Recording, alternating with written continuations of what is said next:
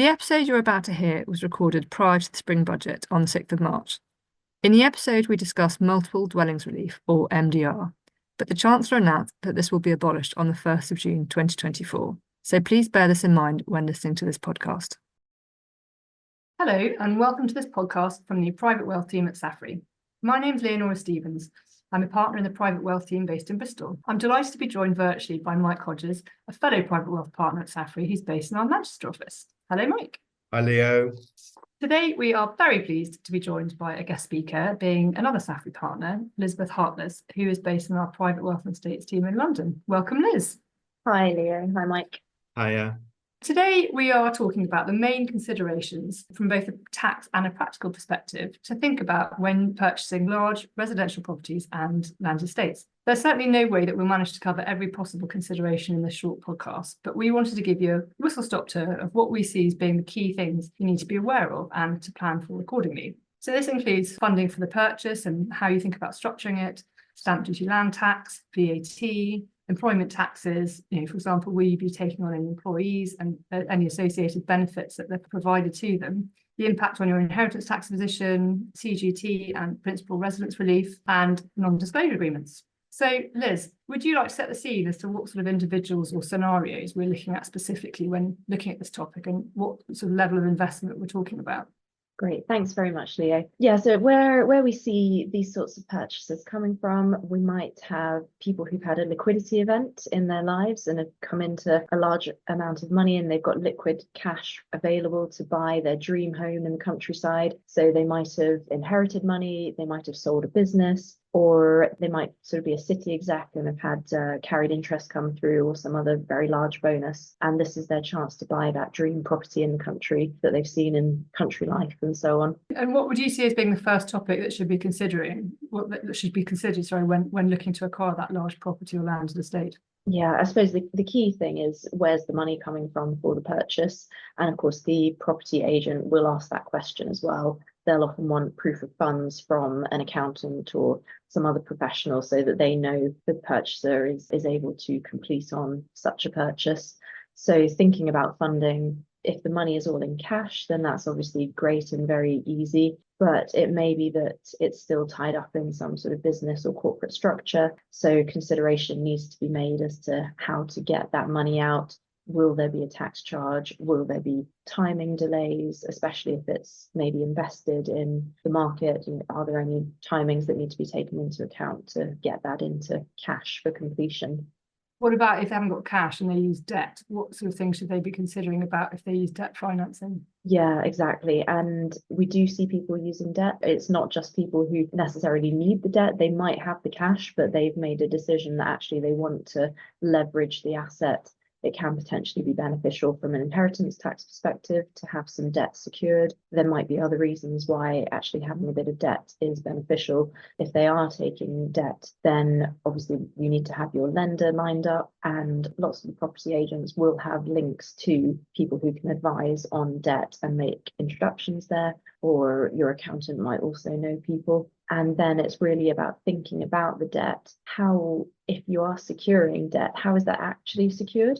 Is it secured on the asset as a whole, or is it potentially being secured on certain parts? It may just be being secured on the residential property if that's what the lender is particularly comfortable with, as opposed to all the land and other buildings, which, I mean, as you can imagine, lenders probably are more interested in assets that they think have got the best security. So anything that's a bit funny on the land, they might not be so interested in securing the debt on that. And in particular, what it's secured on then also does have an impact on what you can get tax relief for in terms of interest deductions. If it's secured just on residential property, you might be able to have some interest relief on that if it's let property, but there are now restrictions on how much tax relief you can get on that. If it's secured on business land, potentially if there's any sort of farming element, you might be able to get a greater deduction of interest on that or on some commercial properties, but it really does need looking at to ensure you know what the interest deduction position is.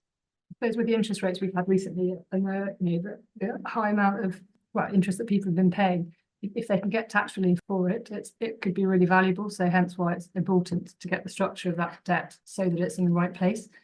But then looking also, I suppose, at SDLT, stamp duty land tax, and I know that it's a really complex area, but that's also something people should be considering, isn't it? Absolutely. And lots of property agents, I'm sure when people first go and look around these properties, they will float the potential that there might be a lower rate of SDLT because either the asset might be classified as non-residential, depending on exactly what you're buying, or it might also qualify for something called multiple dwellings relief, which applies in several situations, but probably the most common one that people might have seen is where you're sort of acquiring a big house with some sort of annex attached to it. And there's been quite a lot of case law in this area. If you're potentially buying an even bigger sort of property, more of a traditional sort of estate where you might have a few cottages, then you are further into this multiple dwellings situation, which, as the sort of name suggests, is where you are buying multiple dwelling occupations. And there's basically a comparison that can be done to work out which relief is the better one to claim. Is it multiple dwellings relief, or might it be the mixed use non-residential rate? And so basically, that, as you said, Leo, the headline thing is please do take some SDLT advice. And this is an area that HMRC are scrutinising. It's quite an easy area for them to go after because the transactions are obviously high value and so flag up on their radar, and the amount of SDLT at stake makes it worthwhile for them looking into each one. So if you are putting in a claim for a lower rate of SDLT because it's non-residential or it's multiple dwellings, you can pretty much guarantee you will get an inquiry from HMRC. There is a time limit for them to do that, and in our experience, people usually get an inquiry through within sort of a week of the deadline expiring. So please be prepared for that. If it's not one of those reliefs, then you're into just the normal sort of residential SDLT, which I think most people are familiar with. And the main thing to think about there is, are you acquiring a second home, or are you replacing your main residence? So it's the distinction between maybe someone's been living in the city, working super hard for a bank or investment firm, and now they are relocating to the countryside. They've had their exit. They're replacing their main residence. That's a different situation for SDLT, as opposed to just buying a second home in the country that you're going to use for weekends and holidays. And there is the time to reclaim it. If you haven't sold the first, you can still have two and then reclaim the additional surcharge. Exactly. Subject to various conditions, obviously. Yes, but exactly. We do have, as Liz has mentioned, but we do have a very strong SDLT team in-house. So if people have any queries, that's an area that we can obviously advise on. But then looking sort of, obviously, stamp duty land tax, an interesting one. We can look at another fun area being VAT.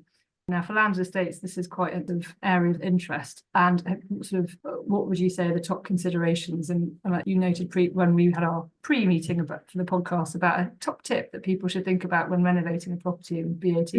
Yes, that one is extremely valuable, actually. So if a property has been unoccupied for 2 years or more, you can get a lower rate of VAT, 5% rather than 20%. And interestingly, it is 2 years of that building being unoccupied, as opposed to 2 years of your ownership and the building being unoccupied. So if you are buying a property that's already been empty for 12, 18 months, perhaps the previous owner went into a care home and their executives and estate have been getting it sold. If it's already been empty for 18 months, and actually if you then complete and you wait another 6 months so that 2 year period has been met, you are then into the lower rate of VAT being 5%, which is obviously a considerable saving if you're spending a lot of money renovating. It is worth taking specific VAT advice, because if you've got a building contractor managing your renovation, it's basically their risk of charging the wrong rate of VAT. So if you're telling them this qualifies for 5%, they will, I would have thought, want some sort of clear advice or clear evidence that they are right to charge you 5% as opposed to 20%. So it is worthwhile making sure you've got a really good body of evidence to back that up. And especially because getting that evidence after you've completed and your vendor has got their money, it can be quite tricky to go back to them and try and get evidence that it had been unoccupied for 18 months when you bought it. So definitely that's worth getting your lawyers to try and get that body of evidence when you're going through all the legal paperwork. Hugely valuable. And what about with buying an estate when you're thinking about VAT? Yeah, one of the key questions that will always be asked is it opted? has any of the land been opted to tax? I will not go into what that means on this call because we could spend hours on it, but broadly, it's the key question to ask. If any of the land has been opted, what that broadly means is that the vendor is going to have to charge you VAT when they sell it. And so there's something you can do which is called falling within a TOGC, transfer of going concern, which basically means that you register for VAT before completing, and therefore you are registered for VAT. When the completion happens, the vendor doesn't have to charge you VAT because you're already VAT registered. And so you basically don't have a cash flow disadvantage of having to pay VAT and then claiming it back. So it's just one of those easy things to make sure you've done. And certainly if you find out as part of your pre-purchase inquiries that any of the land is opted, then you should definitely get some VAT advice. Minefield, isn't it? Lots to think about. When in the introduction, I briefly covered the point about employment matters, and if you're buying a large property or an estate. So what would you see as being the key areas to consider relating to employment? Yeah, so depending on the size of the estate, you probably will need some help with maintenance, keeping upkeep of the garden and the grounds. Depending on, you might have some equestrian perhaps, and you want to have people to look after the horses. And if you're going to be running shoot, you might be a gamekeeper and that sort of thing. So sometimes there are employees who worked on the estate for it might be decades, and there was a sort of an expectation that you're taking them on, but obviously that is subject to what the buyer wants to. But if you are going to be taking over any employees, then it's worth sort of understanding what their current contract arrangements are. In particular, are they provided with accommodation at the moment? If they are, there can be a whole raft of tax implications of that.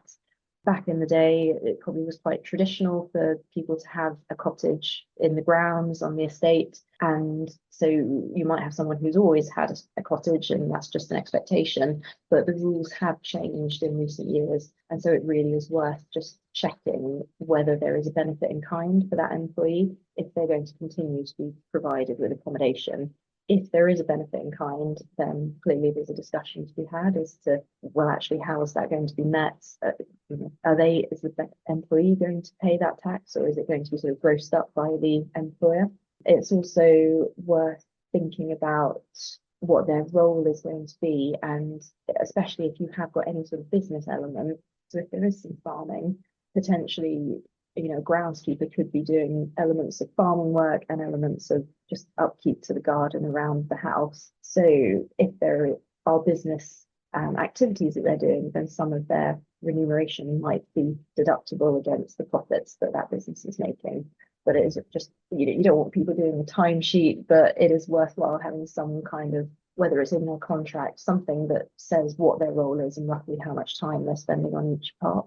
And obviously, if people, I know people's initial idea is not to sort of, when they buy it, think about selling it, but how will buying a second property or their main new home impact their CGT and principal residence relief position? Yeah, exactly. As you alluded to, it does depend on, is this a second home or is it replacement of the main house? If we assume it's a second home, then it is likely that there might be capital gains at the end if it is ever sold. Obviously, if people hold things until their death, then at the moment there's no capital gains tax on that. But yeah, so if there is going to be capital gains at the end, worth having that in mind. And in particular, it's really good if you know you're going to be doing renovations and it's a property where there's likely to be capital gains at the end, keeping a really good record of what you've spent on the renovations so that you can hopefully deduct some of those costs against any future gain. I mean, sadly, you might end up in a position whereby actually there is no gain because you've spent so much renovating on capital improvements that there is no gain at the end, which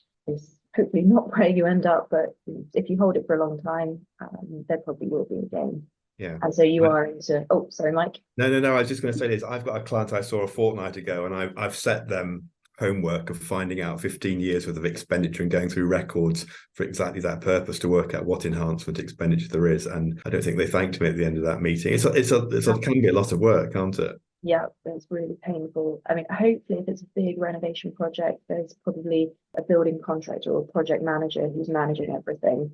And Yeah. so just making sure that they're doing really good record keeping and having an eye on, is something a capital enhancement or is it just a basic repair?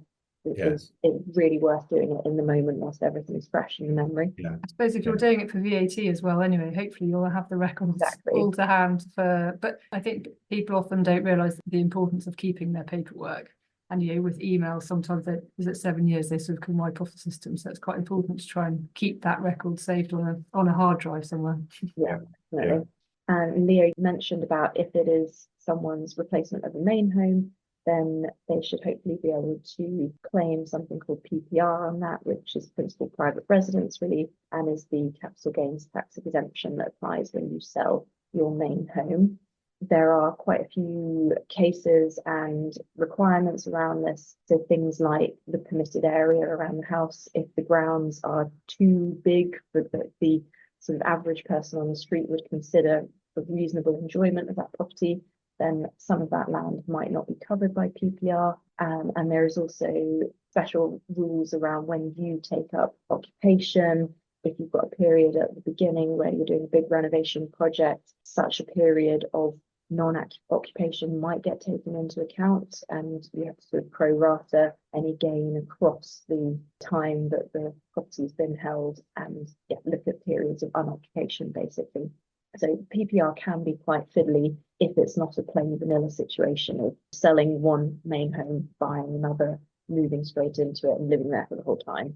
That's your dream simple situation. Anything a bit funny needs looking at, and you can also do what's called a PPR election whenever there's a change in the number of residences. So it's worthwhile just talking to your accountant about that and making sure that that election is made.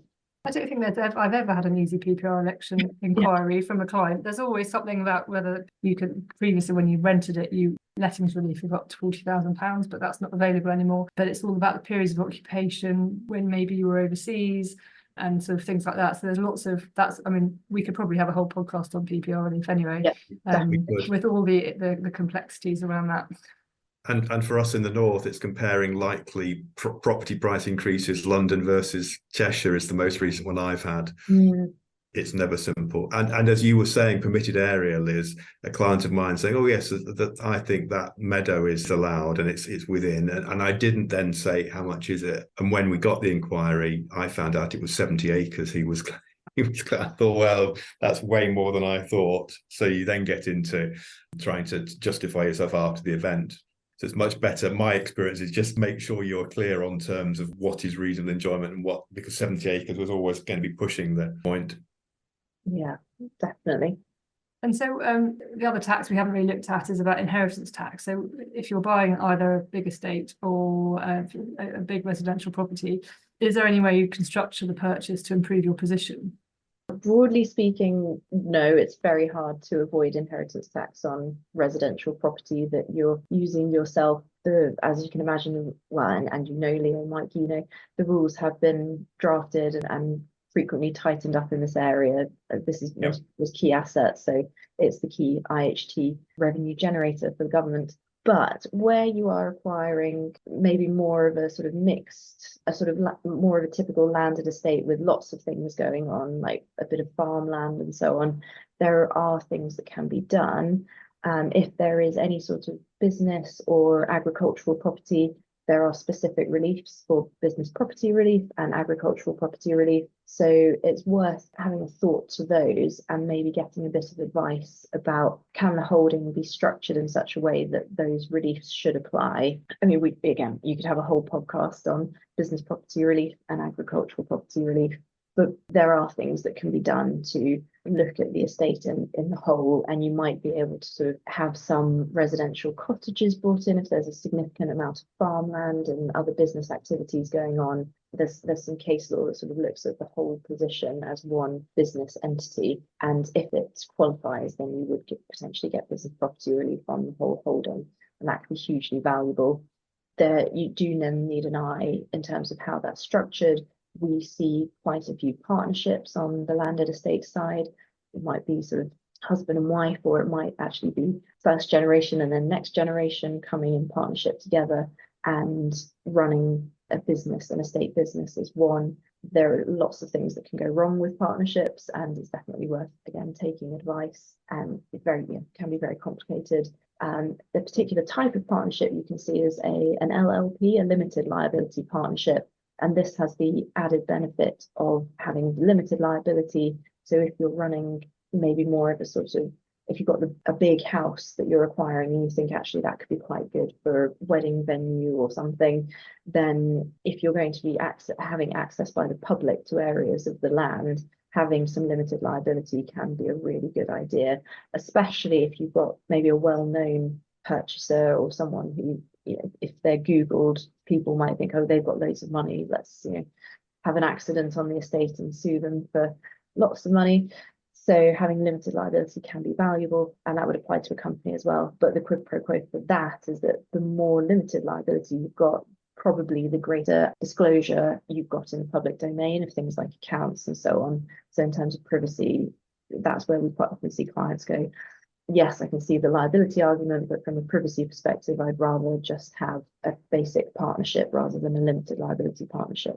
The point about sort of APRB, sort of farming partnership, I have a lot of clients looking at that at the moment with respect to Balfour, which is to do with whether your business is sort of mainly or wholly trading.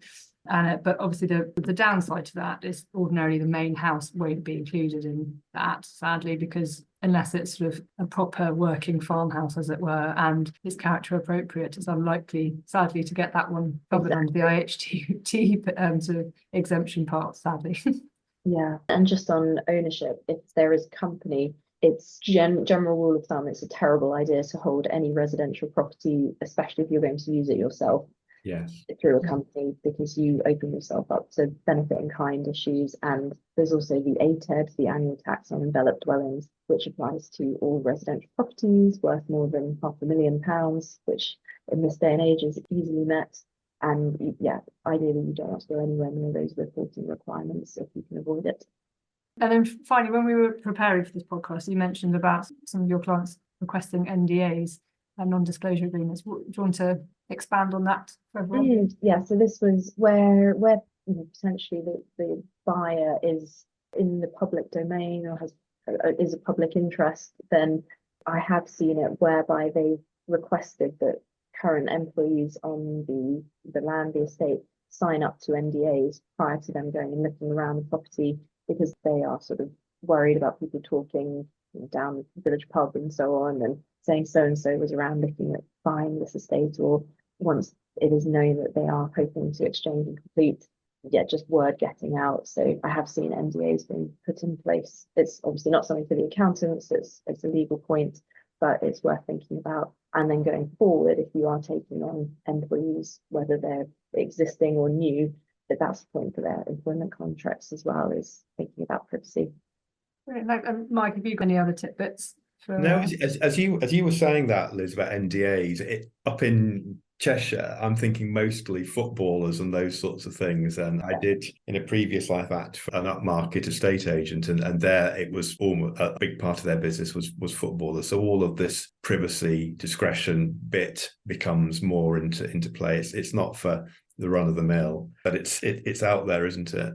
Yeah, and obviously it's a legal point as to whether it is an NDA. It's also on the wording of it. So it's worth considering.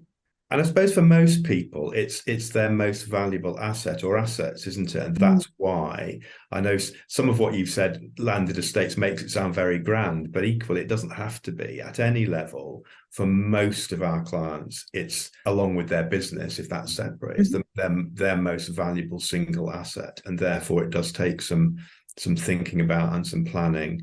Sit down with them and the record keeping piece. I think that there's a huge amount in there, as you said, about 3 times. We could do a separate podcast on all of these different. Yeah, and actually, I was talking to a property agent a month or so ago, and I said, "What's the single most thing that sort of, in terms of not where it goes wrong, but things that crop up that people weren't expecting?" And he said it's the liability side of actually how much, you know, a big house in the country costs to run and maintain, and how much you will spend on repairs and all the other things, you know, heating and so on. Like you hear people talk about it, but it's true. These houses, properties take a lot of money to keep going.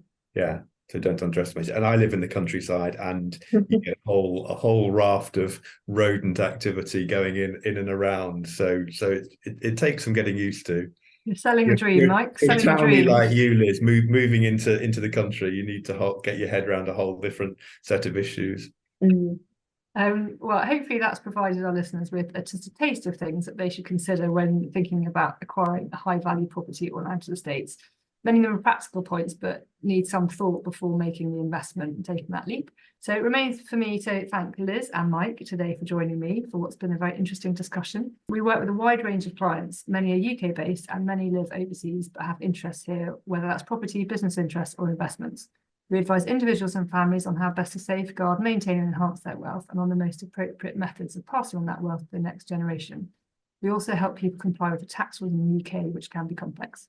If you'd like to find out more about the services we can offer at Saffery, please visit our website at www.saffery.com. However, it is important for me to stress that if you're considering any of the topics discussed today, you must always take professional advice based on your individual circumstances. Thank you for listening.